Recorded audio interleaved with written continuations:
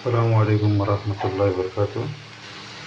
রাতের বেলা কোনো গ্যাস নাই, রাতে কোনো গ্যাস নাই। এখন রাতের বেলা 4:30।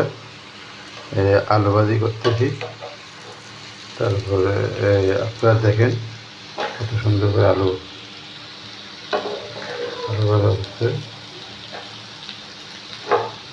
টাকা চলে এই অবস্থা। সারা বাংলাদেশে বন্যা, একদিকে পানি, অপর দিক দিয়ে মানুষের কষ্ট খাওয়া যাচ্ছে না। আপনারা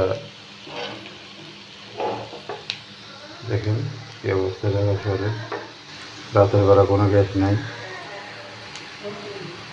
সরকারকে অনেকবার বলা হচ্ছে, দাবি জানানো হচ্ছে, মানুষ, জনগণ, দেশের জনগণ কোনো কথাই শুনতেছে না।